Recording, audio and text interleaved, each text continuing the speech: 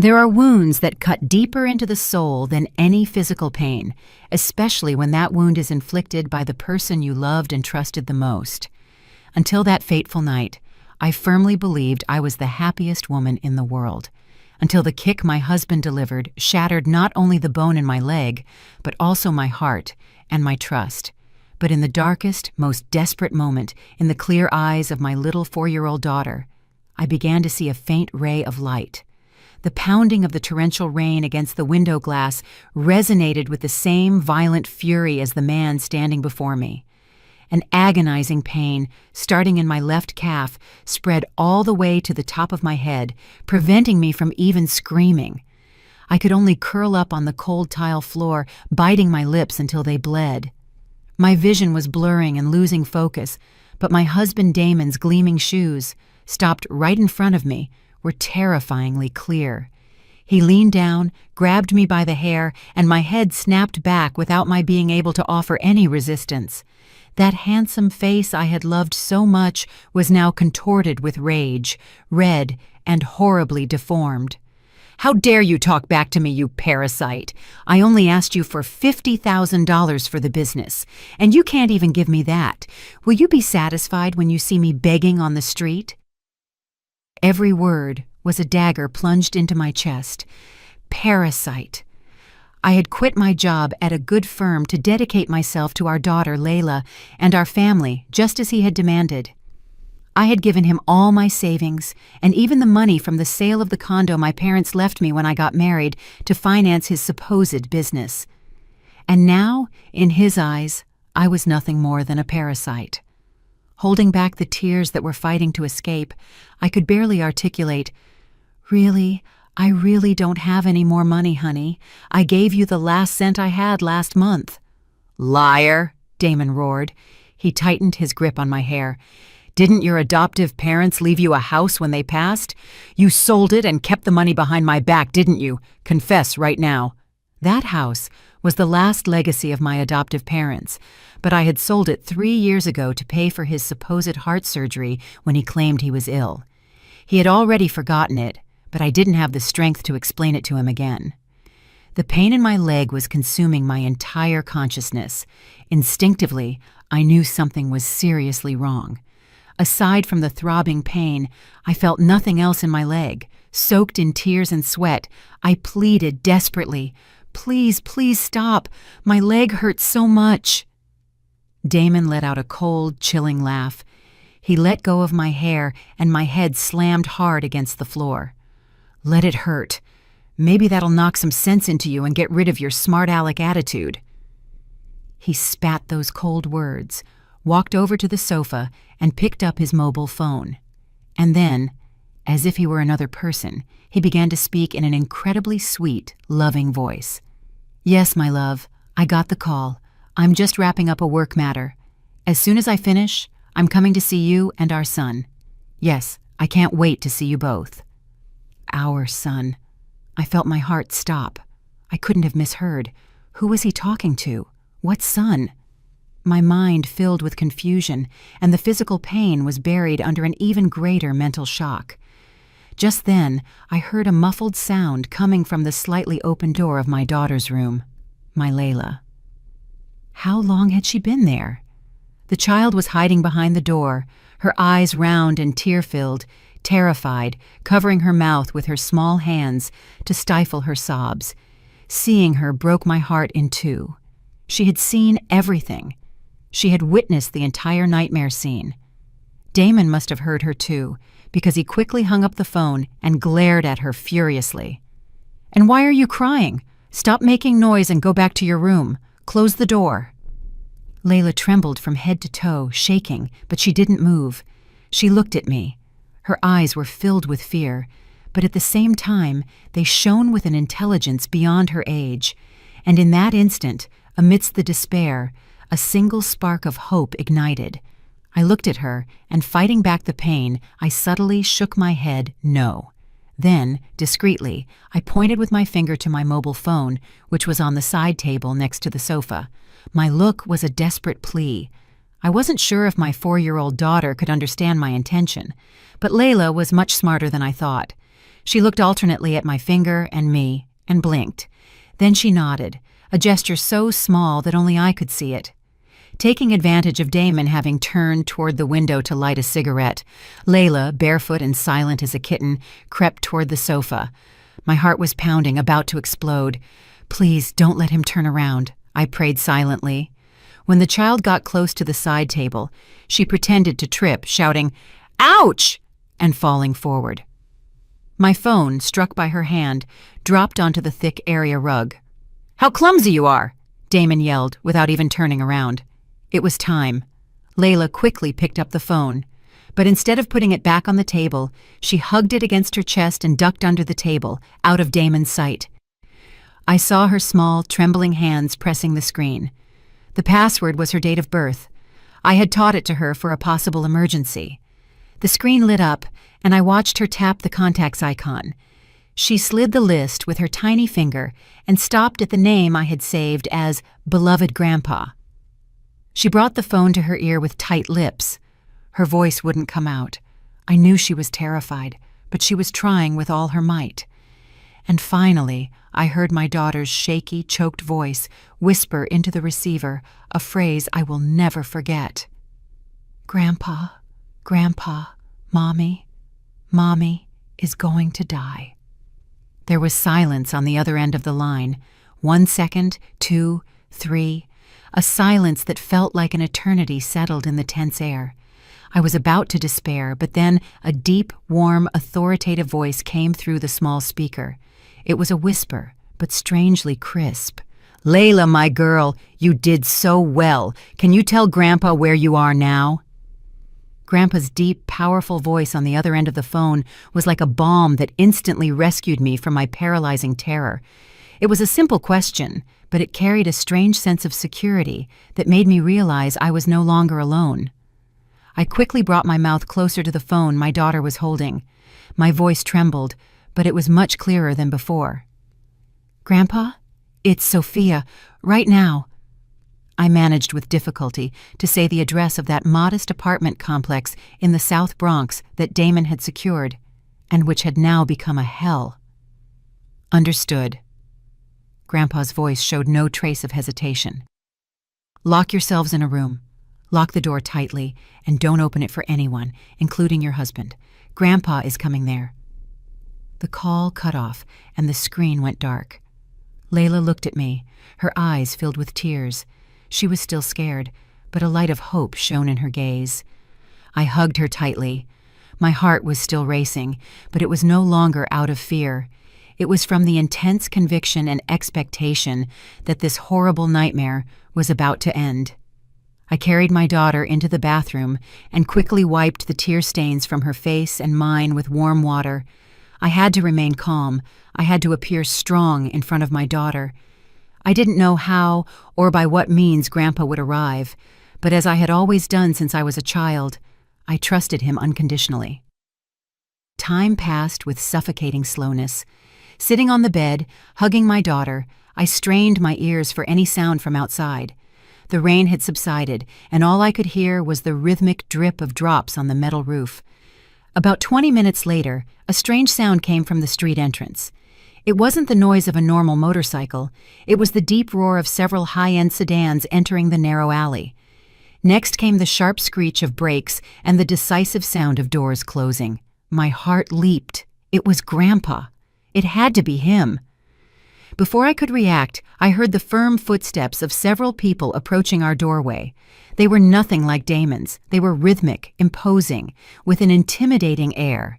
Just then, the door of the apartment across the hall burst open, and the shrill voice of the landlady cried out, "What is this racket at this hour of the night? Who are you looking for?" But her voice immediately cut off, replaced by a gasp of surprise. I peeked through the peephole and was speechless at the scene unfolding. Facing the landlady wasn't a single person. There were 4 burly men in black suits with impassive expressions, as if straight out of a movie, and in the center of them was my grandpa. He was no longer the image of the kind grandfather I remembered. He wore a perfectly tailored gray suit, his back straight, leaning on an ebony cane with a silver handle. His hair was completely white, but his eyes shone with such a penetrating, authoritative light that no one would dare look him straight in the eye. "Where is Sophia's apartment?" he asked. His voice wasn't loud, but its weight was such that even the normally haughty landlady trembled as she pointed toward our door. Grandpa nodded, gave a signal, and 2 of the bodyguards immediately approached our door. "Sophia, it's Grandpa." "Open the door!" Hearing his familiar voice, I rushed to open it. As soon as the door opened, I couldn't hold back any longer and collapsed, crying in his arms. "Grandpa!" He hugged me tightly, patting my trembling back with his warm hand. "Quiet now. It's all over. Grandpa is here. No one will ever hurt you again." Just then, Damon's motorcycle noise sounded at the street entrance. He had surely finished talking to his mistress and was returning to play his role as the attentive husband. Seeing the luxury sedans blocking the street and the men in black outside the door, his face turned paper white. He parked the bike carelessly and ran toward us, shouting, "What's going on? Who are you people?" Seeing me in Grandpa's arms, his bewilderment turned into anger and surprise. "Sophia, who is this old man?" he yelled, pointing rudely at my grandpa. My grandpa turned slowly. His eyes, sharp as blades, pierced Damon. His gaze was so cold it seemed to freeze the air. "So you are Damon, my granddaughter's husband." "So what? Who do you think you are, breaking into someone else's home?" Damon, still not realizing who he was dealing with, maintained his aggressive attitude. "Who I am is not important." Grandpa's voice was deep and grave. "What is important is what you just did to my granddaughter." As he finished speaking, Grandpa's gaze fell on my swollen leg. One of the bodyguards beside him understood the signal instantly and stepped forward. His voice was icy cold.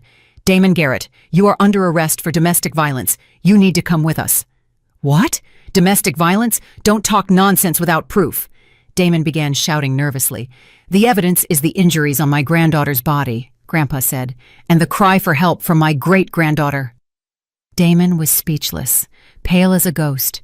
He looked at me, then at Layla, who was hiding behind me. In his eyes was an expression of disbelief. He had never imagined that the daughter he ignored would be the one to ruin everything. Since he couldn't utter a word, 2 bodyguards approached and held him firmly by the arms. "What are you doing? Let go of me! Sophia, say something! Do you want to see your husband in jail?" he shouted, struggling desperately. I just looked at him in silence. There was no trace of affection left in my eyes, only contempt and cold indifference. Grandpa signaled to another bodyguard, who immediately handed a thick envelope of cash to the landlady. "This should be enough to cover the rent this man owes you and compensate you for the inconvenience. As of now, what happened here never happened. Understood?" The landlady, seeing the envelope, widened her eyes and nodded repeatedly. Yes, of course. I haven't seen anything. I don't know anything." Everything was resolved quickly and cleanly. Grandpa turned to me and with his warm voice again said, "Come, little one, let's go home." Grandpa lifted Layla into his arms. The child, feeling completely safe, buried her face in his chest. Another bodyguard helped me walk. They led me to one of the luxury sedans. Inside, a woman in a white coat was waiting. "She's the family doctor," Grandpa explained. "She'll give you first aid." The car pulled away slowly, leaving the modest apartment and a violent husband being taken away by law enforcement. I looked out the window. The New York City night still glittered with its dazzling lights, but in my heart, a great storm had just begun. And at the end of this road, I would find not only the truth, but also a family and a refuge I had never dared to dream of. The luxury sedan glided through the night city. The ride was so smooth you could barely feel the movement, a world away from the crowded subway cars or Damon's old motorcycle that I was used to. Inside the car, the doctor gently disinfected and bandaged the injuries on my leg. Fortunately, there was no fracture, but severe soft tissue damage that would require rest for a while. Layla, exhausted by extreme fear, had fallen deeply asleep in her great-grandfather's arms. Seeing her angel-like sleeping face again squeezed my heart. If it hadn't been for Layla's call, what would have become of us tonight? I looked at the man sitting next to me, whom my daughter called Grandpa. In my vague memories, Grandpa's figure was nothing more than blurred fragments. I was abandoned at an orphanage at birth and adopted by a good couple of civil servants. Although they weren't rich, our home was always full of love. My adoptive father, Franklin Patterson, was an engineer at a construction company. He was a man of few words, but adored his wife and daughter. My adoptive mother, Martha Patterson, was a primary school teacher. She was always very affectionate with me and taught me right from wrong. I loved them and was grateful as if they were my true parents. And in the memories of that happy childhood, a special man sometimes appeared, someone my parents always respectfully called Mr. Alexander. Back then, Alexander Monroe was the CEO of the construction group where my adoptive father worked, and his best friend. I remember he would come to our house at Christmas laden with gifts. He had no children and had been widowed young, so he had a special fondness for me. I would sit on his knee, he would stroke my hair, and often say, "This girl is very smart and bright. I'm sure she'll grow up to be someone important." His gaze was always warm and affectionate. He also paid for my entire education, from grade school to college, saying that investing in education was never a bad investment. My adoptive parents initially refused, but he insisted he just wanted to do something for his beloved granddaughter. Tragedy struck when I was in my final year of college. My adoptive parents, who were on a business trip, died in an unexpected traffic accident. My world collapsed. In my moment of greatest despair, it was Mr. Alexander who handled all the funeral arrangements and consoled and encouraged me. "Your parents are gone, but you still have me. From now on, consider me your family." Afterward, Grandpa helped me get a stable job at one of the group's subsidiaries. My life slowly regained stability, and the sadness faded. And then I met Damon. He was a new employee in the sales department, 2 years older than me. He was tall, handsome, eloquent, and always seemed ambitious. He told me about his difficult childhood and how hard he had fought to get where he was. I, longing for a place to lean amidst the pain of losing my family, fell for his apparent sincerity and determination. We fell in love. I still perfectly recall Grandpa's look the first time I introduced him to Damon. He didn't say much, he just observed him in silence. That night, he called me into his office.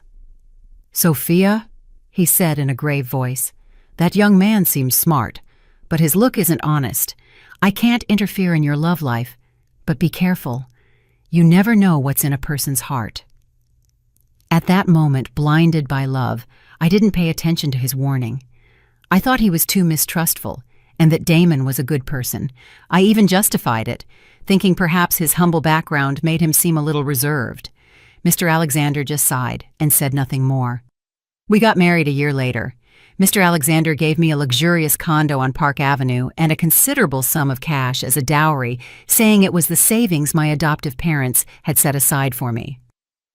After the wedding, Damon said he didn't want to live off my family and wanted to start his own business.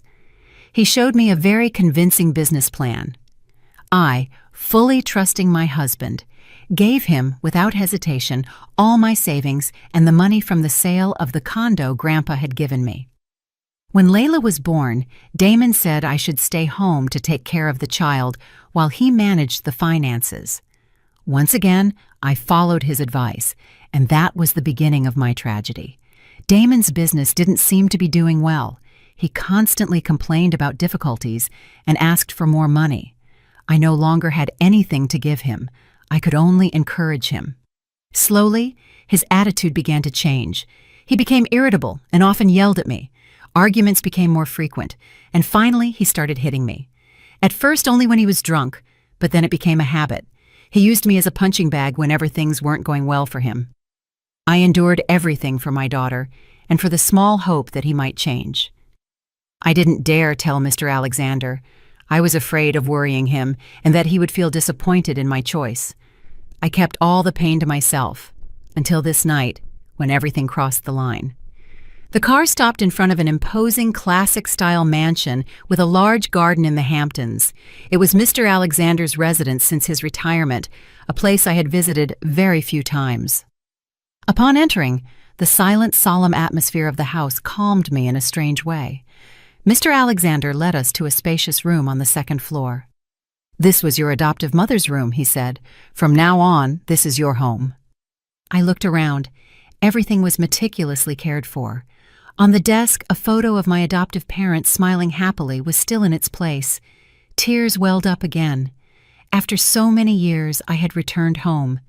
That night, for the first time in years, I was able to sleep deeply, without nightmares of violence, without insults. I slept peacefully, surrounded by the love of my family, and I knew that tomorrow a new life and a new struggle would begin. And this time, I wouldn't be fighting alone. The next morning, I woke up as the sun's rays streamed through the large window, painting warm rectangles of light on the wooden floor. The pain in my leg was still throbbing, but my mind was strangely clear and sharp. Layla was still sleeping soundly beside me. It was probably the first time she had slept peacefully after such a long time of fear. I carefully got out of bed so as not to make noise. Seeing myself in the large vanity mirror, I was startled. The woman in the mirror looked haggard. Her eyes were swollen, her face pale, and there was a faint bruise on her cheek, a reminder of Damon's slap from last night. But deep within that exhausted gaze, a flame of rage and determination began to burn. I couldn't keep living like this. I had to change for myself and for my daughter. I took a shower and put on the clean loungewear that one of the staff had prepared for me. When I went downstairs to the dining room, I found an abundant breakfast served at the table. Grandpa was reading the newspaper, and beside him sat a middle-aged man with a very intellectual look, wearing glasses and an impeccable suit. Seeing me come down, Grandpa smiled. His kind smile was back on his face. "Did you rest, granddaughter? Come, sit down and have breakfast. I'd like to introduce you to Mr. Davis. He is my personal attorney and my most trusted friend." I leaned down to greet Mr. Davis. He also stood up and shook my hand courteously. "Miss Hemphill, good morning. The president has already filled me in. I deeply regret what happened, but I'm glad you got out of there." During breakfast, the atmosphere was not heavy at all. Grandpa and Mr. Davis delicately asked me about my situation, but without digging into the wound. They talked about future plans, Layla's education, and even travel destinations that might soothe my spirit. They were helping me look forward. After breakfast, we retired to Grandpa's study. The bookshelves, reaching to the ceiling, were filled with new and old books. The air of the place was solemn and intellectual. "Sophia," Grandpa began, his voice now serious, "this is no time for lamenting. We have to act, and very quickly." Mr. Davis continued, opening his briefcase and pulling out a wad of papers. "Ms. Hemphill, following the President's instructions, we have conducted a preliminary investigation into Damon Garrett's situation. The first thing we must do is immediately freeze all assets in both your names to prevent him from diverting funds." "Joint assets? It's impossible that we have anything left," I said. "All the money I had, I gave to him for his business." Mr. Davis gave a professional smile. "Not necessarily. Legally, you are still married, so we must review everything again. Furthermore, we need to trace where the money you gave him actually ended up." Grandpa nodded. "Exactly. That scoundrel couldn't have simply failed in a business. There has to be more to it. Davis, investigate all his financial movements over the last 3 years. Leave no stone unturned." "Of course, President," Mr. Davis replied. "We have someone watching him since last night. He's out on bail, and the strange thing is that he doesn't seem worried or nervous at all. In fact, just this morning, one of our men saw him at an upscale cafe with a woman." Hearing that, my heart skipped a beat. "Who is that woman?" My voice trembled slightly. "We are verifying her identity, but one thing is certain. Their relationship didn't seem like simple acquaintances." Mr. Davis showed me a photo taken from afar. It wasn't very clear, but Damon was seen sitting very close to a woman, his hand affectionately placed over hers. "And here's the important part," Mr. Davis continued. "Just after you left the apartment, he returned there. Our man overheard him talking on the phone, saying in a very irritated voice, 'The plan has gone awry. That stupid woman isn't as simple as I thought. We'll have to find another way." The plan. That stupid woman. He was clearly referring to me, to us, and to Grandpa. So everything that had happened last night hadn't been a simple fit of rage from Damon. It was part of a plan I had no idea about. With every minute that passed, everything became more complicated and terrifying. "One more thing, Ms. Hemphill," Mr. Davis said. "Legally, we have more than enough evidence to charge him with domestic violence. But to secure custody of little Layla and ensure he pays a greater price, we need more evidence proving he is an unfit father and has committed other illegal acts." Grandpa looked at me. His gaze was firm. "Sophia, I know this is going to be very hard for you, but you have to be strong. This is your fight. Do you want a divorce, get a settlement, and let it go? Or do you want to go all the way, expose the true face of that man, and get justice for the years you suffered?" I looked at Grandpa and then at Mr. Davis. The flame of anger and determination inside me burned fiercely. I had already lost too much. I couldn't afford to lose my daughter, and I couldn't bear the idea that the man who had shattered my life would get away with it. "I want to go all the way." My voice was no longer trembling. It was strangely firm. "I want him to pay for everything." Grandpa nodded, satisfied. "Well said, my granddaughter. Then let's begin with our plan." I stayed in the study with Grandpa and Mr. Davis all day. They drew up a detailed step-by-step plan. I, who had been a passive victim, was now part of the plan, a crucial axis in the legal and psychological war that lay ahead. I knew the path would be hard, but I was no longer afraid.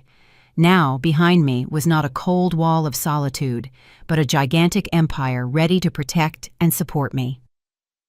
Over the next few days, I put aside my personal pain and focused on the plan outlined by Grandpa and Mr. Davis. The Hamptons mansion became our headquarters. Every day, Mr. Davis came to report on the situation and analyze new information.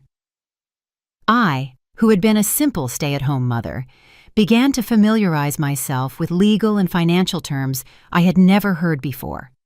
I eagerly read the documents Mr. Davis brought me, trying to understand every aspect of the war I was facing.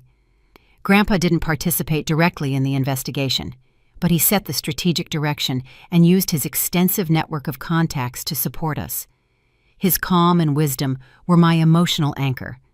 As the first and most crucial step, Mr. Davis, on my behalf, applied to the court for an emergency freeze order on all bank accounts in our names. Simultaneously, he submitted a request to the relevant agencies to prohibit any purchase, sale, or transfer of related assets. It was a preemptive strike to cut off Damon's retreat and prevent him from diverting any remaining assets. As we expected, this measure turned him into a cornered beast. He wouldn't stop calling and messaging me. At first, with sweet words, begging me to drop the lawsuit. "Sophia, why are you doing this? Why did you freeze the accounts? I urgently need the money for a project. If you do this, you are killing me." Since I didn't respond, he changed tactics and resorted to threats. "All right, so you think you're so brave now that you have that old man protecting you. Listen closely. Don't push me to the limit. If you do, neither you nor your daughter will get out unscathed." Far from scaring me, these messages only fueled my rage. I forwarded all of them to Mr. Davis, and they became compelling evidence of his violent and petty nature. Meanwhile, Mr. Davis's team worked with astonishing efficiency. In just 3 days, they brought the first investigation results. Mr. Davis spread a bundle of papers over Grandpa's large mahogany desk. "President, Ms. Hemphill, we have the first lead," he said, pointing to a thick bank statement. "This is the history of the transfers you, Ms. Hemphill, made to Damon Garrett's account over the last 3 years. The total exceeds $500,000. It's not a small amount." I looked at the figures printed on the paper and felt a pang in my chest. $500,000 was all my savings and the money from the sale of my adoptive parents' house. I had given it all without hesitation, and in return I had received the bitterest betrayal. And here comes the important part. Mr. Davis turned to another page. All this money, after entering Mr. Garrett's account, was not invested in any construction project as he claimed. Instead, it was divided and moved through several accounts in a complex scheme, and finally, it all flowed into a single account. He circled a name on the statement. This account belongs to a legal entity called Golden Future Investments and Development, LLC. Golden Future? I frowned. I had never heard that name. That's normal, Mr. Davis said. This company was formed about 3 years ago, coinciding with the time Mr. Garrett started talking about starting a business. And the legal representative of this company is not him. He passed another document. It was a brief corporate filing. I held my breath and looked at the administrator section. An unfamiliar name appeared. Eliza Sterling. Who is Eliza Sterling? Grandpa asked in his deep, powerful voice. She's the woman Damon Garrett met with at the cafe the other day, Mr. Howe. Davis pulled out a clearer photo. In it, a woman in her 20s, beautiful and sophisticated, smiled affectionately next to Damon. Everything became clear. There was no business project. Golden Future was a shell company, a front to legally appropriate my money. With my money, he had set up a company for his mistress, building a golden future for them, a future built on my sacrifice and my tears. A cold rage rose inside me. He had not only cheated on me emotionally, he had completely defrauded me. "And where is this company based?" I asked in a firm voice. "The registered office is in a prime office building on Fifth Avenue, but our people went there and they only have a virtual office rented, with almost no activity. However, we have located the apartment where this Eliza Sterling lives. It's a luxurious duplex in an upscale apartment complex in the Upper East Side district," Mr. Davis said. Grandpa, who had remained silent until then, spoke. A sharp glint appeared in his eyes. "Davis, investigate that woman, Eliza Sterling, further. Her past, her relationships, everything. I want to know it all. And keep monitoring this Damon's movements. I fear this is not just a case of adultery and fraud." "Yes, President." Grandpa's words sent a chill down my spine. He was right. How could a woman as young as Eliza Sterling have orchestrated such an elaborate scam with Damon? There was someone else behind her. And was Damon, a violent, greedy man, truly smart enough to devise all this? The pieces of the puzzle were starting to fit, but they pointed to a much bigger conspiracy and much larger questions than I could have ever imagined. I sensed that this fight was going to be much more complex and dangerous than I thought. The waiting in the following days felt like an eternity. With each passing day, my heart burned with impatience. I was worried about my own destiny, but above all, I was worried about Layla. The child was too young to understand the storm that had broken over our family. She only wondered why she couldn't see her father, why her mother always looked sad. I had to hug her and lie, telling her that Daddy had gone on a very long business trip. Every time I lied to her, I felt a knife going through my heart. While I struggled in a tangle of emotions, Mr. Davis's team and the private detectives hired by Grandpa worked tirelessly. Like busy bees, they collected the nectar of truth, drop by drop, in a world full of traps and lies. One afternoon, Mr. Davis called me. His voice was more serious than usual. "Ms. Hemphill, could you come to my office right now? We have some new discoveries, and I think it would be better if you saw them yourself." A bad feeling washed over me. I left Layla with one of the staff and quickly headed to Mr. Davis's office in the center of the city. His office was on the top floor of a skyscraper with a spectacular view of Manhattan. But at that moment, no matter how dazzling the city was, everything looked gray to my eyes. Mr. Davis was already waiting for me in the conference room. On the large table were several folders and a laptop. "Please have a seat," he said softly. "What you are about to see might be quite shocking. You need to prepare yourself." I nodded, gripping my hands on my lap. "Tell me. I can handle whatever it is." Mr. Davis sighed. He turned the laptop screen toward me. "We have investigated Eliza Sterling further, She's not a simple woman. Apparently, she is the director of a startup, but in reality, she has a quite complex past. And most importantly, she and Damon Garrett did not meet recently. He pressed the play button. Several photos appeared on the screen. The first one was of Damon and Eliza Sterling walking hand in hand on a beach in Miami. The date of the photo was about 3 years ago, just months after I sold my adoptive parents' house to pay for Damon's supposed heart surgery. So the heart ailment had also been a lie, a pretense to extract the last big chunk of money I had left. That money had been used to go on a trip with his mistress and start a new life. A heavy stone in my chest made breathing difficult, but that wasn't the worst part. Mr. Davis scrolled through the next photos. They were from the last 2 years, moments that, by right, should have been mine and my daughter's. Damon tenderly feeding a chubby baby boy. Damon patiently teaching the boy to walk in a luxurious apartment.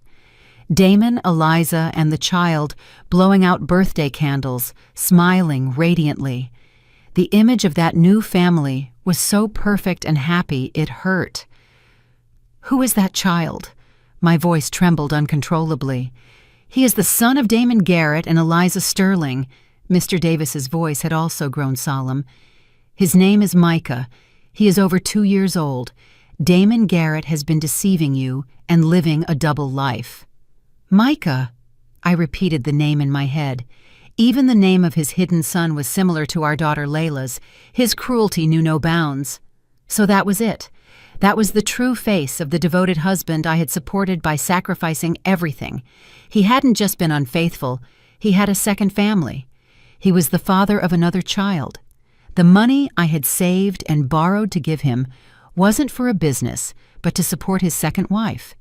I had become a cash cow who worked diligently for the happiness of others. This truth was more painful than any beating. It was an insult, a humiliation to me and all my love. I sat motionless. Tears streamed down incessantly. But this time, they were not tears of weakness. They were for my stupidity, for my completely defrauded youth. Ms. Hemphill, Mr. Davis offered me a tissue. I know it's hard to accept, but we have to face this. This evidence is a death blow. With the fact that he had a child and deliberately concealed it, we can prove, beyond a doubt, that he has gravely violated his marital and family duties. The court, in the division of assets and the custody of Layla, will side with you. I wiped my tears and lifted my head. My gaze had turned cold as steel. He won't just lose custody, attorney, I said firmly. I want him to also pay for the crimes of fraud and embezzlement. I want him and that woman to be socially destroyed. Mr. Davis nodded. That is precisely the next step in our plan. He passed another folder. The company they have, Golden Future, is not just a money laundering front. They are also involved in several other business and legal activities. We are currently gathering more evidence for tax evasion and commercial fraud. The net is already closing, Ms. Hemphill. I left the attorney's office as the city lights began to turn on. I felt empty, but filled with determination. All love and attachment for that man had completely disappeared. Now, all that remained inside me was a mother willing to fight for justice, for her future and her daughters. I couldn't lose this battle. While my team and I were silently and methodically closing the legal net around Damon and his mistress, they, on the other side, seemed unaware of the approaching storm, or perhaps overconfidence clouded their judgment.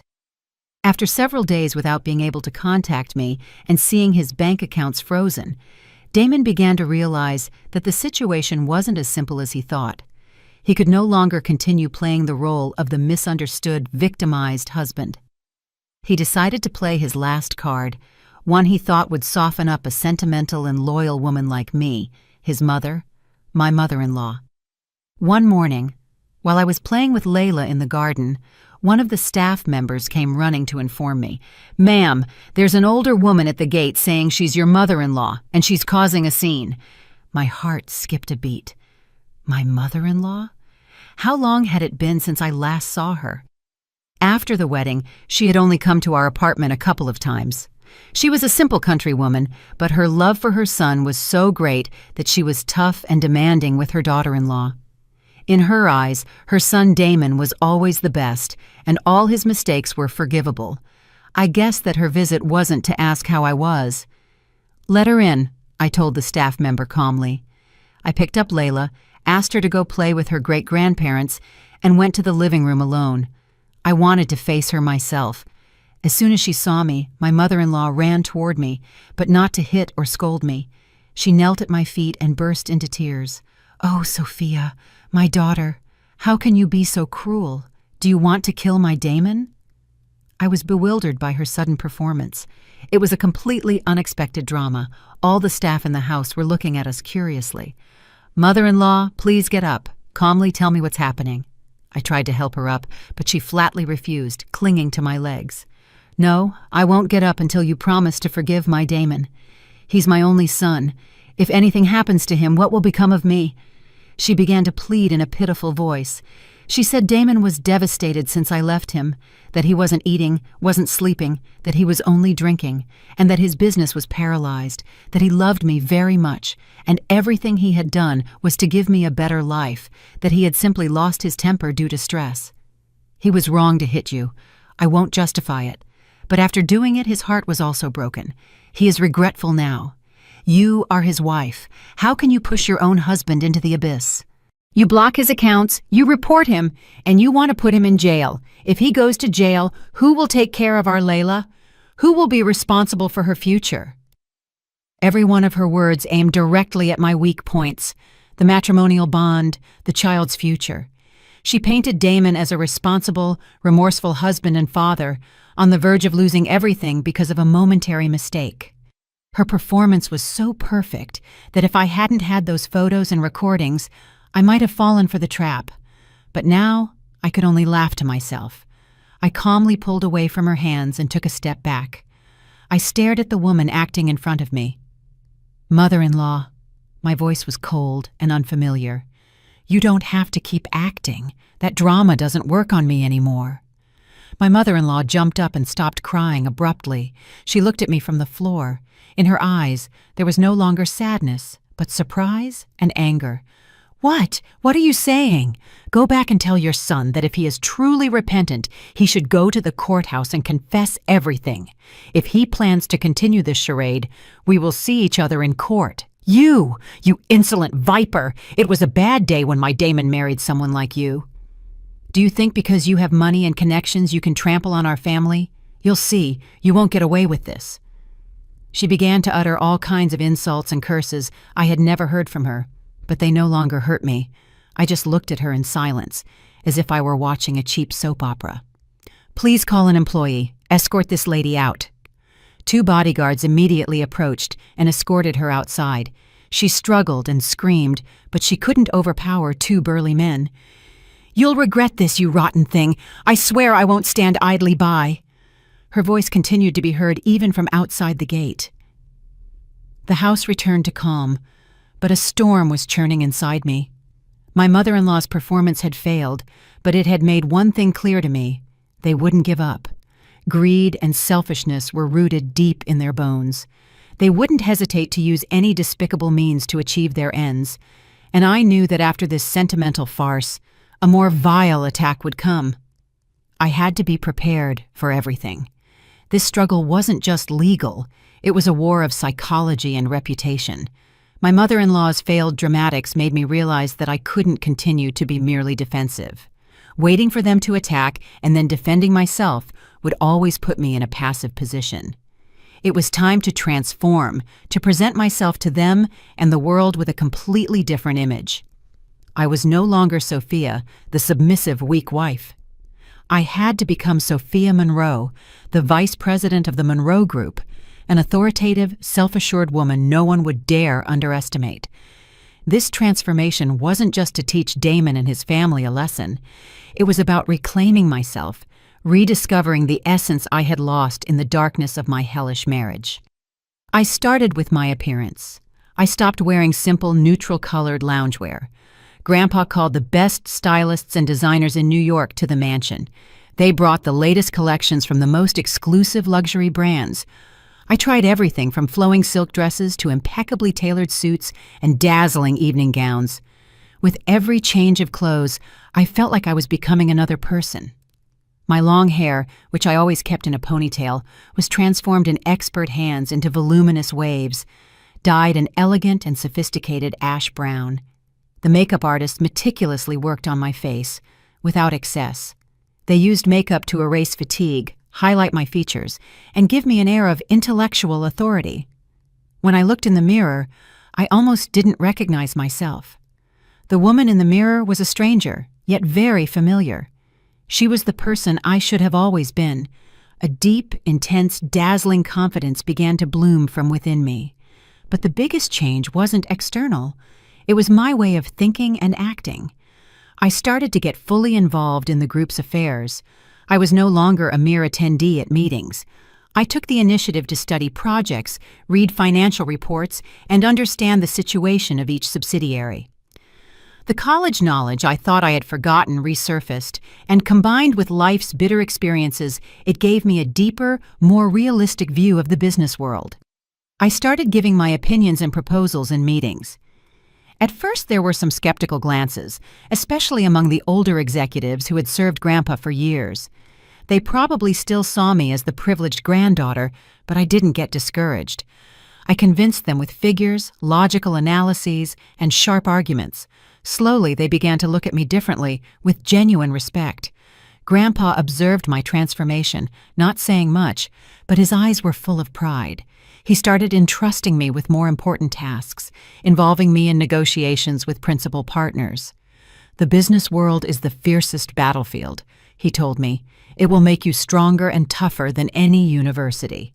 And he was right. Every negotiation, every professional challenge was a valuable lesson. I learned to remain calm under pressure, to read others' intentions, and to make firm, precise decisions. My confidence no longer came from Grandpa's backing, but from my own ability and effort. I was no longer intimidated by inquisitive looks, nor did I tremble when speaking in public. I had recovered my own voice. My transformation wasn't limited to work. I started rebuilding my social life. I attended industry parties and charity events. I presented myself with a completely new image, an elegant, beautiful, intelligent, and charismatic businesswoman. The media stopped referring to me as the victim of a sensational divorce and started talking about the princess returning to the Monroe Empire, the new rising star of the business world. I knew all this would reach Damon's ears. I wanted him to see it. I wanted him to know that the woman he had abandoned and despised was now in a position he could never reach. I wanted him to regret it, but in a deeper sense, this transformation was for me. It was a declaration that my life could not be ruined by a pathetic man. I deserved a better life, a brighter future, and I was going to build it with my own hands. It was time for the phoenix, burned in the flames of betrayal, to rise from its ashes, more beautiful and stronger than ever. Approximately 1 month after officially starting work at the group, my life had completely changed. My days were busy with work, meetings, and business trips. This activity was the best remedy to forget the pain and focus on the future. My image as vice president of the Monroe Group appeared increasingly in the media. I was sure that Damon and his family saw and knew all this, but strangely, they were completely silent. No calls, no messages, no scandals. That silence made me a little uneasy. Were they plotting something, or had they truly been scared off and surrendered? Whatever it was, I couldn't let my guard down. I asked Mr. Davis's team to continue gathering evidence and preparing for the upcoming trial. One Saturday afternoon, after a stressful week, I decided to treat myself to an afternoon of relaxation. I wanted to buy some gifts for Layla. She would soon have a performance at school, and I wanted my daughter to be the prettiest of them all. I drove the white convertible sports car that Grandpa had given me and headed to an upscale department store in the center of the city. I no longer felt self-conscious or out of place as before. I walked confidently. The elegance of a lady had become my second skin. I was in a luxury children's clothing boutique, choosing a pink princess dress for Layla, when I heard a familiar, sharp voice behind me. "Well, well, look who we have here. If it isn't the vice president, you look great driving luxury cars and coming to places like this." I turned around, and there she was, None other than Eliza Sterling, Damon's mistress. But she wasn't alone. Clinging to her arm affectionately was Damon himself. He looked thinner and haggard, but the suit he wore was still designer. Seeing me, a hint of surprise and awkwardness crossed his eyes, but he quickly hid it behind a mask of coldness and indifference. Eliza, however, was different. She scrutinized me from head to toe with an envy and hostility she didn't bother to hide. Her belly was quite swollen, and she deliberately showed it off, as if she wanted to boast. "What's wrong? Are you surprised? Did you think you could forbid us from coming to places like this?" Of course, a woman like you, who has probably only set foot in flea markets in her life, it's normal for you to be astonished. I didn't say anything. I just gave a slight smile. I wasn't going to stoop to arguing with someone like her. My silence seemed to infuriate her even more. "Damon, look at this. Now that she's a vice president, she ignores us." She leaned on Damon's arm, pouting. "Or maybe she's still resentful because you left her." "Of course. How is an old woman who can't even give you a son going to keep a man?" "Are you done?" This time, I didn't stay silent. I looked Eliza directly in the eyes and said, with a voice that wasn't loud but was cold as ice, "I don't have time to take life lessons from a mistress like you, so would you mind stepping aside?" "What? How dare you? Who is the mistress?" Eliza's face flushed with anger. "I am Damon's fiancée and the mother of his son. You are the one who doesn't belong here." She tried to lunge at me, but Damon stopped her. "Enough, Eliza. Don't cause a scene here." Damon's voice sounded tired. He looked at me with a complex expression. "Sophia, we don't have to go through this. It's water under the bridge." "Yes, it's water under the bridge," I replied. "So control your woman and tell her not to bark around and bother people." Having said that, I took the dress I had chosen and headed for the checkout. Purposefully, I pulled out the black card Grandpa had given me, a symbol of unlimited power. The clerk, seeing the card, instantly changed her attitude and curtsied. Eliza and Damon turned pale seeing the scene. I knew this display was a bit childish, but it was necessary. I had to show them that the tables had completely turned. After paying with the shopping bag in hand, I left the store without looking back at them. I walked past them as if they were two unimportant strangers, but when I had taken a few steps, Damon suddenly called out to me, "Sophia, wait a moment." I stopped, but didn't turn around. I heard his steps approaching. "I know I made a mistake." His voice had a tone of pleading. "But please, don't ruin my life. The company is on the verge of bankruptcy. If you said a word to your grandpa, couldn't you help me?" I turned around slowly. I looked him in the eyes, and a mocking smile formed on my lips. "Ruining your life, you say? Do you remember what you and your family tried to do to me? Steal my savings, take my daughter away?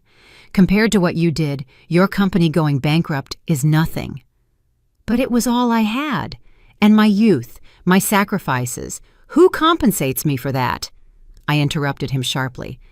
"Be satisfied that I'm leaving it like this. Don't tempt my patience, or the next place you'll go won't be the stock exchange, but the state prison." My words were like a splash of cold water to Damon. He turned ashen. He took a step back, unable to say anything. I didn't want to waste another second on him. I turned decisively and walked away, leaving him standing there, stunned, amidst the crowd. This unexpected encounter had been unpleasant, but it had made one thing clear to me. Damon was scared, very scared. He was sinking, and I felt that the day to reclaim my daughter was not far off. The encounter at the department store confirmed to me that Damon was genuinely in trouble. The cancellation of all contracts with the Monroe Group had been a death blow for Golden Future. Other investors began to withdraw their funds, and partners canceled their agreements.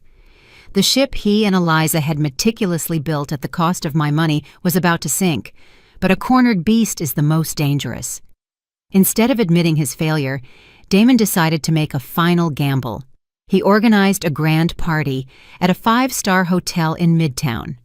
Officially, it was a customer appreciation party and a presentation to attract investors for an innovative new technology project. In reality, it was a desperate attempt to save his company and lure in more naive investors. This information reached me through Mr. Davis's network of contacts. Upon learning this, a bold idea arose in my mind. Instead of just observing his performance, why not turn his stage into his final judgment? I immediately consulted with Grandpa and Mr. Davis. "It's a golden opportunity." Mr. Davis's eyes gleamed. "Investors, partners, and the press, all gathered in one place. If we expose his true face right there, the impact will be 1,000 times greater than in a cold courtroom trial. He will be socially annihilated without any possibility of excuse." Grandpa agreed, but expressed a slight concern.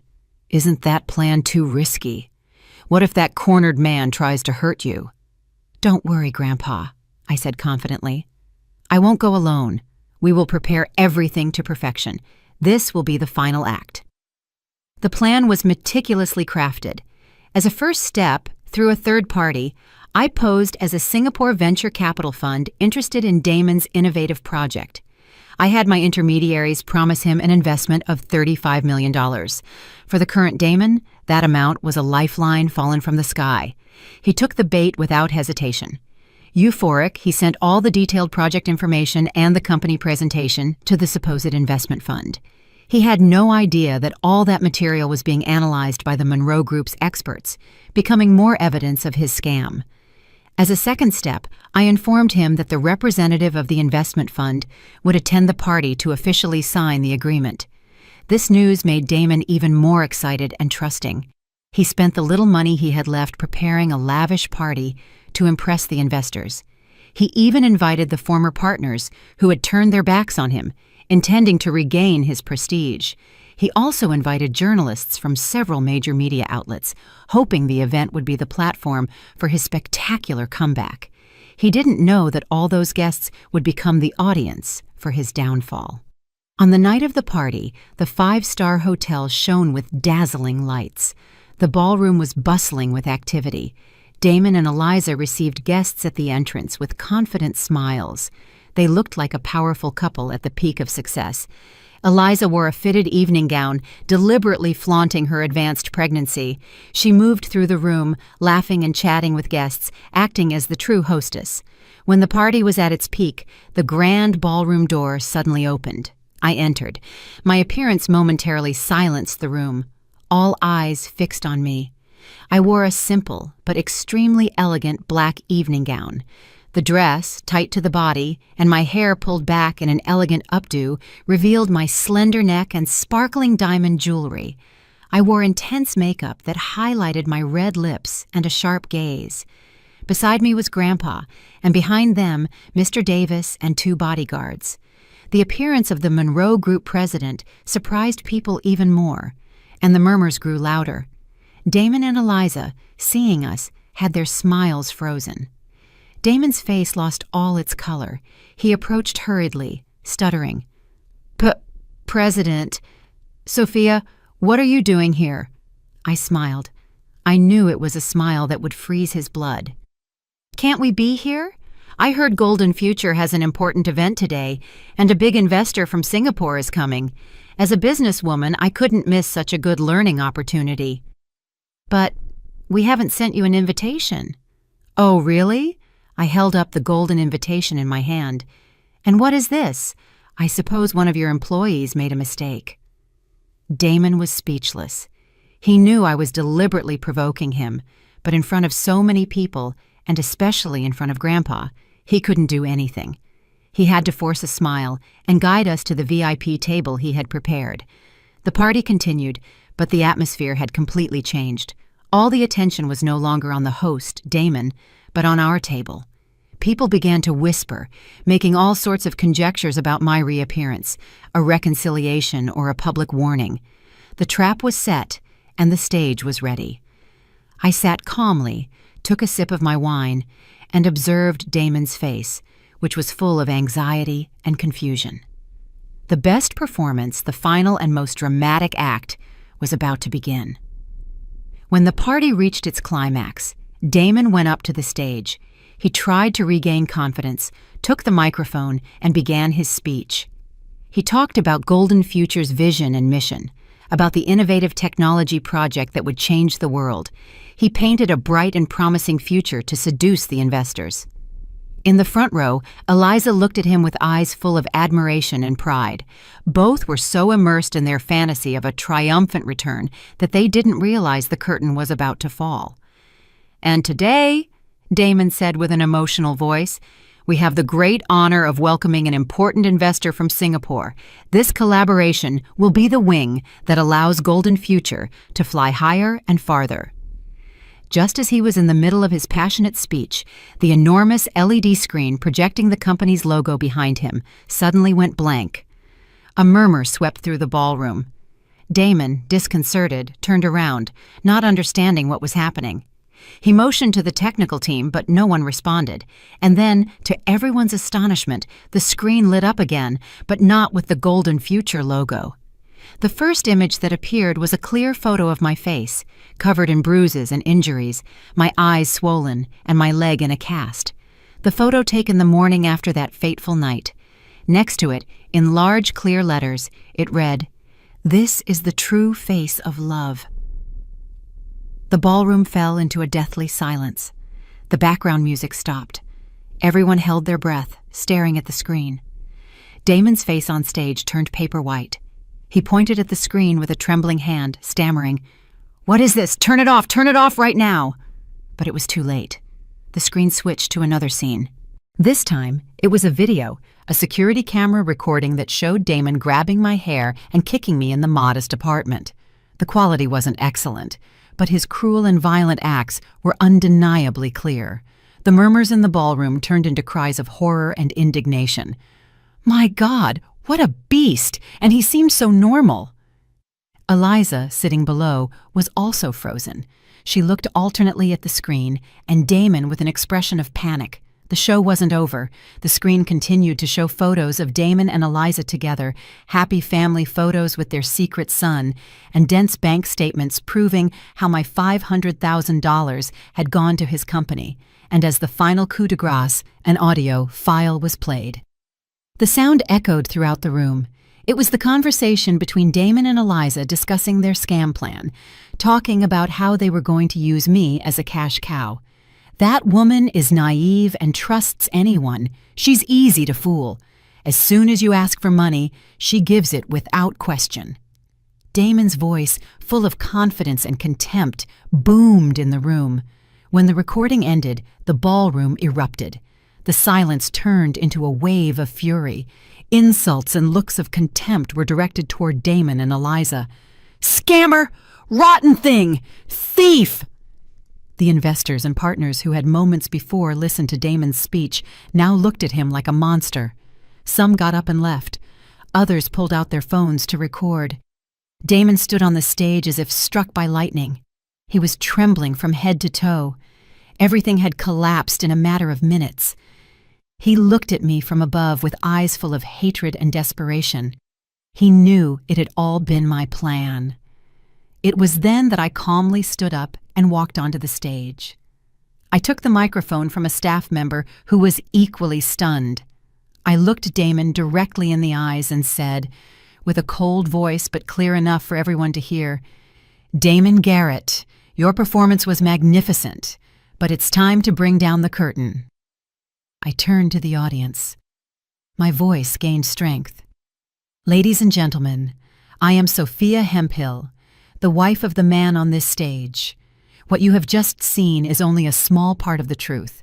Today, I am not here to lament my pain, but to unmask a professional scammer and an abuser who hides behind the mask of a successful entrepreneur."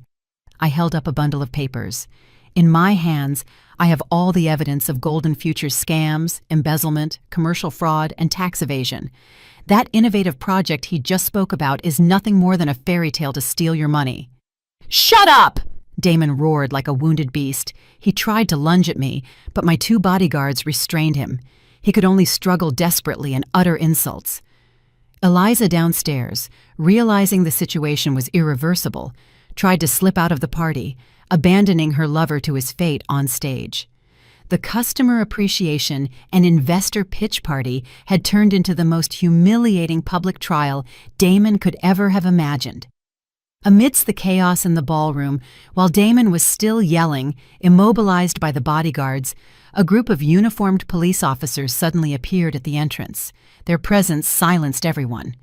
Leading the group was a high-ranking police official with a stern face.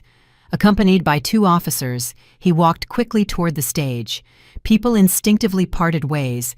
The official stopped in front of Damon and showed him a document with an official seal. "Damon Garrett, you are under arrest for the alleged crimes of fraud, embezzlement, serious assault, and commercial fraud. You must accompany us to the precinct to give a statement." Every word from the official was like the final hammer blow that shattered Damon's hopes. He stopped struggling. His whole body went slack, and he stared blankly with dead eyes. He knew it was truly over. 2 officers approached and put handcuffs on him. The metallic sound of the shackles closing echoed in the silence, like the bell announcing the end of a sinner. "No, it wasn't me. She set a trap for me," Damon murmured unconsciously, but no one was listening anymore, Doug. He was escorted out through the crowd that had once admired and acclaimed him, head bowed like a defeated dog. The ballroom doors closed, and with them, a life newly ruined. Simultaneously, another police team arrived at Eliza Sterling's luxurious apartment.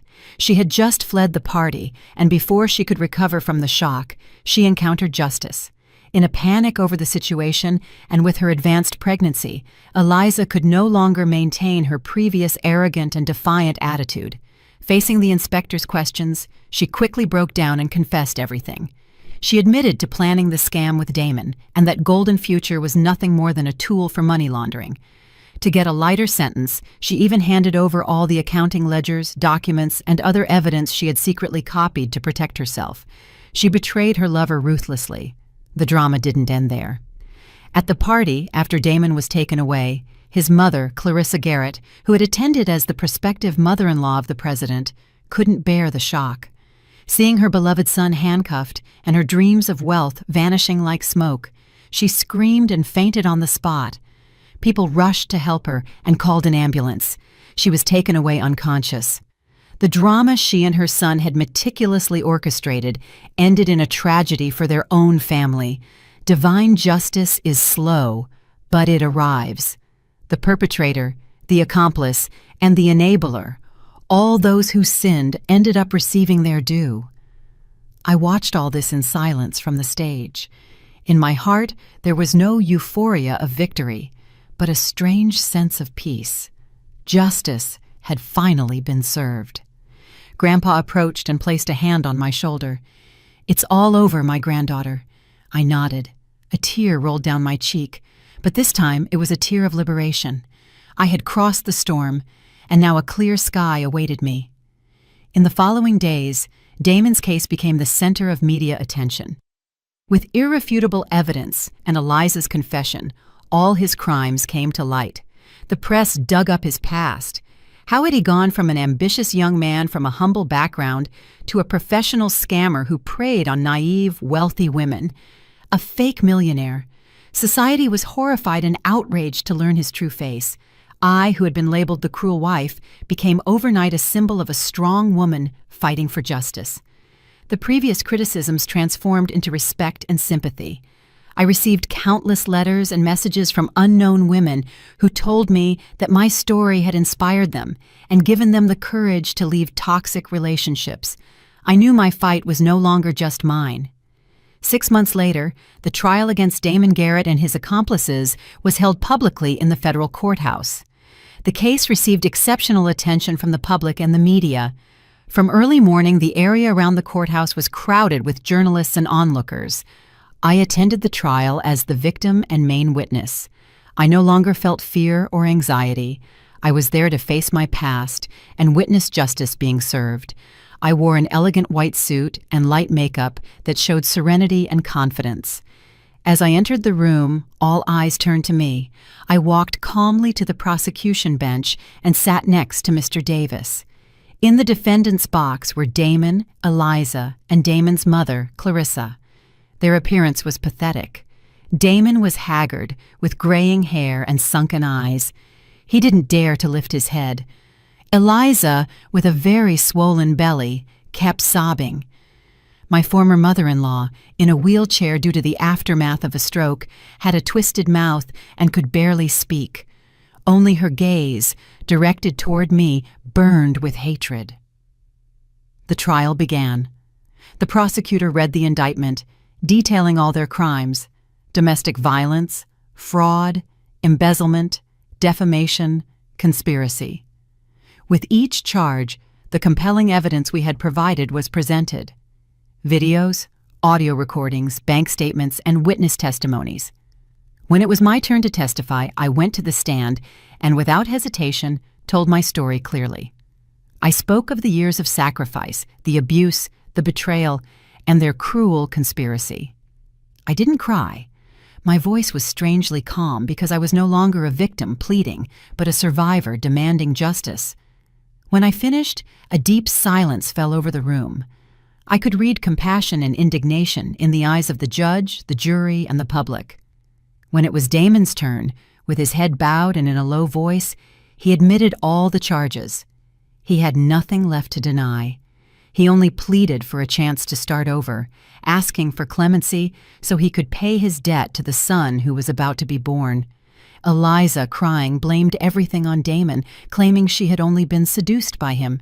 She pleaded for a reduction in her sentence due to her pregnancy, but the net had already been cast, and no one could escape their sins. After several days of trial, the time finally came for the verdict. The judge, an elderly man with a stern face, began to read the final sentence. This court, after examining all the evidence and testimonies, hands down the following sentence: the accused Damon Garrett is convicted of the crimes of serious assault, aggravated fraud, and defamation to a sentence of 20 years in state prison. 20 years. Almost half a lifetime. That was the price Damon had to pay. Hearing the sentence, he slumped, covering his face with his hands and trembling. The accused, Eliza Sterling, is convicted as an accomplice to fraud, with the mitigating factor of confession and her state of gestation, to a sentence of 7 years in federal prison. 7 years. Her son would be born and raised in prison. That was the karma of a woman who had ruthlessly destroyed another's happiness. The accused, Clarissa Garrett, is convicted of the crimes of defamation and cover-up, taking into account her health condition, to a suspended sentence of 3 years. The judge's gavel struck hard, ending the entire case. Justice had been done. I sighed with relief.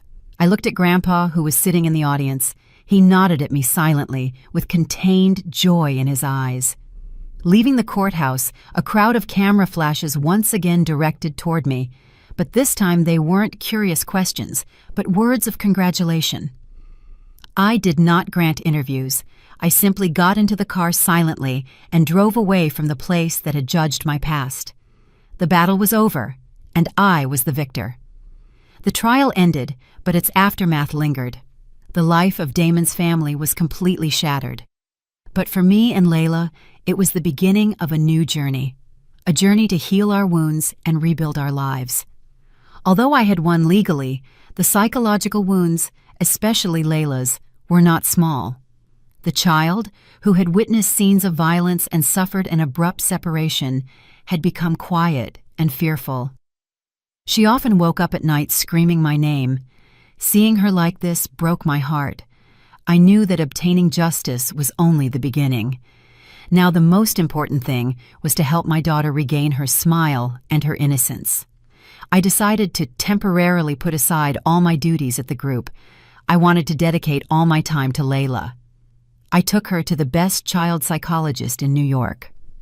Under the doctor's guidance, I learned to listen to her patiently, to calm her fears with love and security. Our own healing journey began. I took her traveling to places with blue sea and white sand, to majestic mountains. We built sandcastles together, flew kites, and watched sunsets.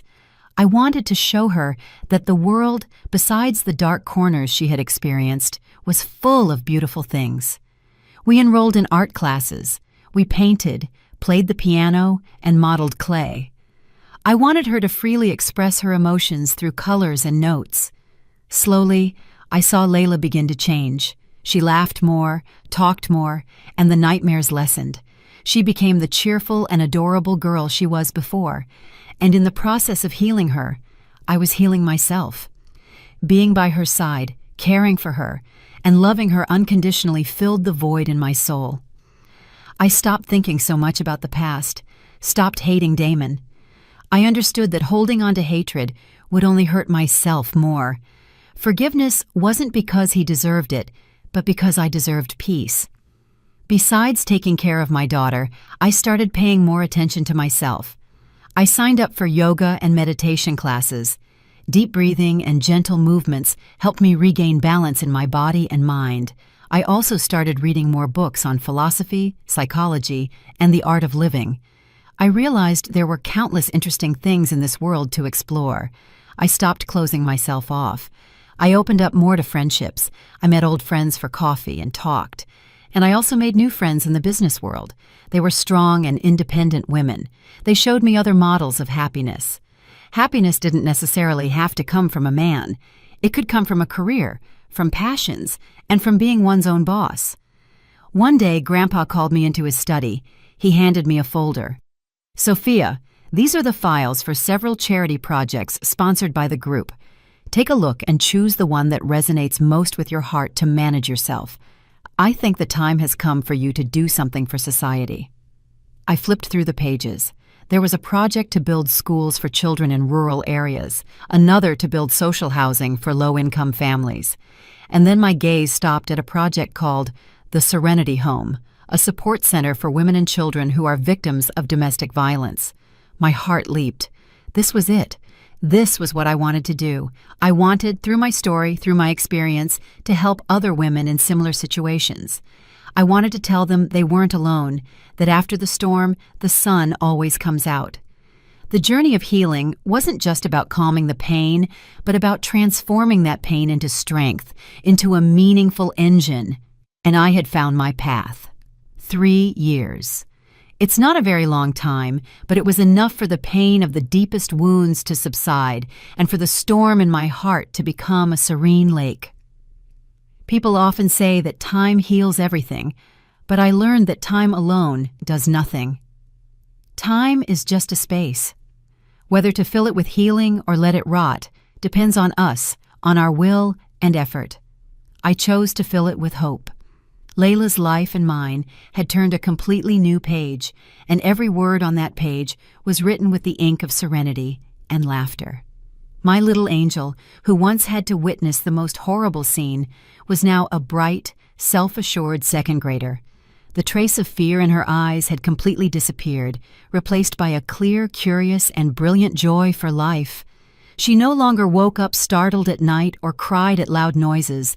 Instead, every morning she hugged me tightly, whispered the little secrets of her childlike world, and if she fell, she got up alone and told me with a smile, "I'm okay, Mommy." Seeing her in her uniform, hair neatly combed, chattering about school, I knew my decision to fight until the end had been the right one. I had not only achieved justice for myself, I had reclaimed my daughter's entire innocent childhood. The project to which I dedicated the most affection, the Serenity Home, had also flourished. What started as a small support center had grown into a solid network and a common home for hundreds of disadvantaged women and children. I was no longer just a sponsor observing from afar, but their sister, their friend, their travel companion. Every week I spent 2 afternoons at the center, not to supervise the work, but to listen to their stories. I listened to the story of a single mother who, after 10 years of abuse, bravely escaped with her 2 children. She tells me through tears that my story, which she saw on television, gave her the strength to leave. At that moment she thought, if she could do it, why can't I? I am also a person, and I deserve to be happy. I listened to the story of a 17-year-old girl who had to abandon her studies to marry a wealthy but abusive man. She arrived at the Serenity Home one stormy night with empty hands and a broken heart. Now she is going back to school, slowly fulfilling her dream of becoming a fashion designer. Every story, every fragment of life I encounter is like a mirror reflecting my own past. I see my reflection in their fear, in their pain, and in their faint hope. Helping them is my way of healing myself, and I understood once again that the best way to overcome pain is not to bury it, but to turn it into a torch that lights the way for others who are lost in the darkness. Sometimes, in moments of calm, I thought about Damon's family. Even without seeking them out, news about them reached me somehow. It was said that Eliza, upon leaving prison, had quietly left the city with her son. She moved to a distant town, changed her name, and started a new life. Her son was probably the only reason she had to keep living. My former mother-in-law, consumed by grief and illness, ended up dying alone in a nursing home. And Damon, 20 years is a long sentence. He is paying for his sins behind cold bars. I no longer feel hatred or satisfaction. The anger of yesteryear has subsided, leaving only a nearly cold indifference.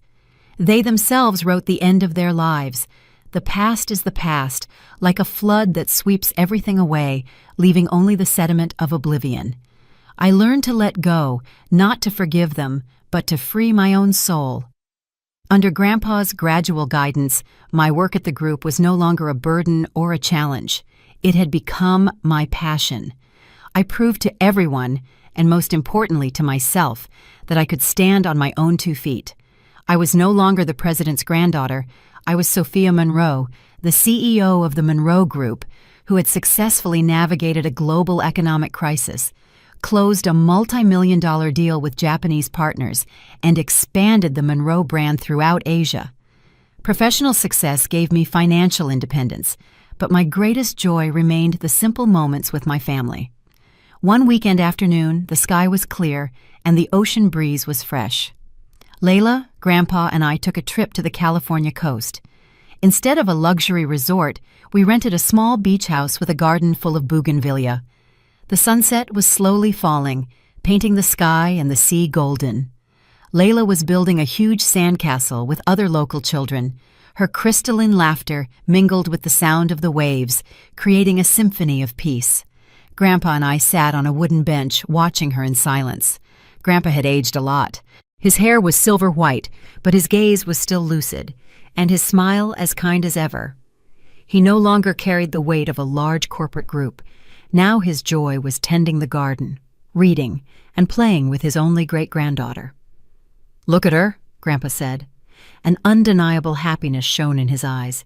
"She's just like her great-grandmother, always cheerful and full of energy." I smiled and leaned my head on his shoulder. A slender shoulder, but one that still provided my firmest support. "Thank you, Grandpa, for always being there, for giving everything to my daughter and me." "Silly girl," he stroked my hair. "You've earned your own happiness. You are the strongest and most resilient person I know." We sat there, 3 generations, a family united by bonds of love and sacrifice stronger than blood itself. Just then, a deep, warm voice sounded behind us. "Good afternoon, Mr. Alexander. Sophia. I hope I'm not interrupting." I turned, and my heart, without my intending it, beat a little faster. It was Marcus, the talented architect I had met on the Serenity Home project. He hadn't come as a partner but as a volunteer, dedicating his free time to repairing and designing living spaces for disadvantaged women. He was a kind, mature man with a good heart. He knew my past, but had never looked at me with pity or curiosity. He only looked at me with respect and admiration. "Marcus," I smiled naturally. "Just taking a stroll. Care to join us?" Grandpa looked at both of us and smiled mischievously. He got up, leaning on his cane. "I'm going to see how our Layla's castle is coming along.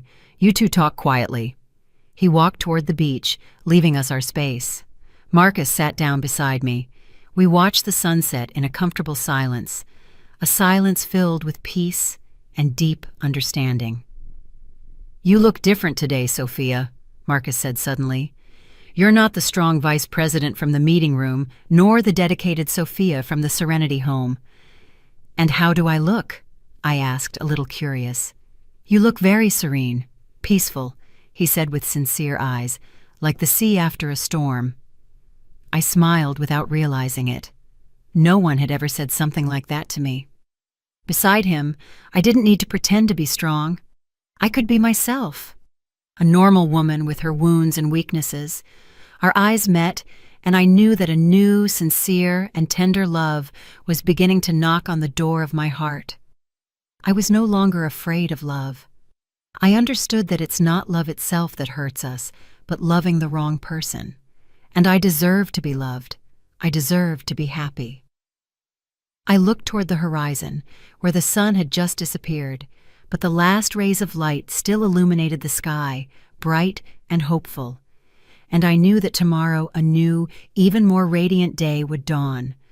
I don't know what the future holds for me, perhaps a fulfilling love or perhaps new challenges. But for the first time in a long time, I was no longer afraid. I only knew that I was ready to receive everything with open arms. The storm was behind me, and ahead was only blue sky. Dear viewers, after accompanying our protagonist Sophia on her stormy journey, it's likely that very complex emotions remain in our hearts.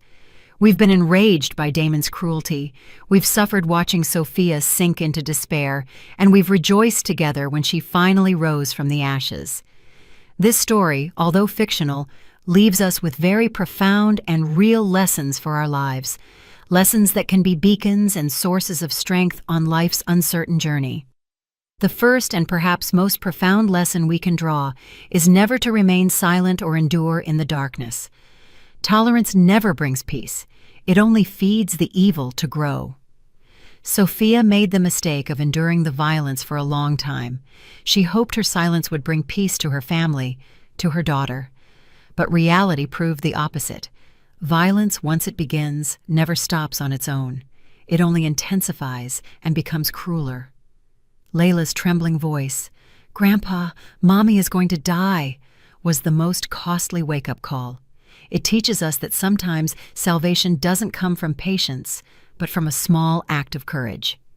Never underestimate the power of asking for help. We must teach our children and ourselves that when we face injustice and violence, asking for help is not weakness, but the most powerful instinct for survival. The second lesson is about the power of change and self-worth.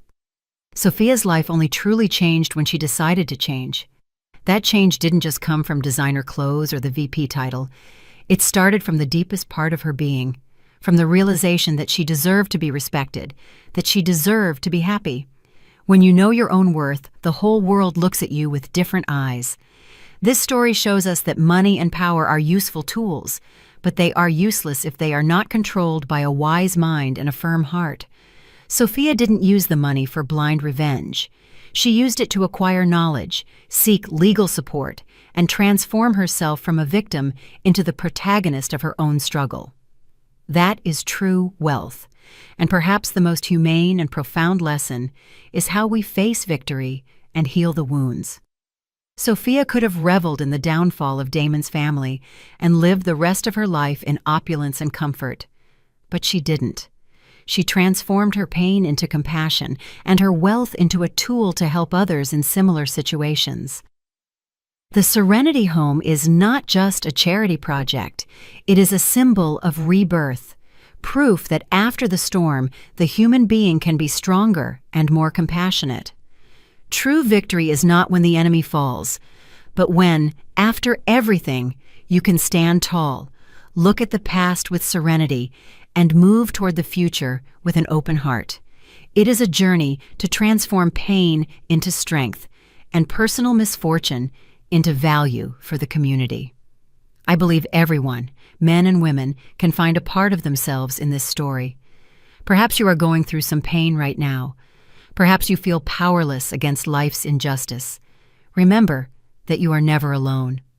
Dare to raise your voice, to ask for help, and most importantly, to believe in your own worth, because the brightest dawn always comes after the darkest night. What do you think of this story? Which lesson resonated most with your heart? Share your thoughts in the comments. Your contribution can be a great encouragement and valuable advice for someone who needs it.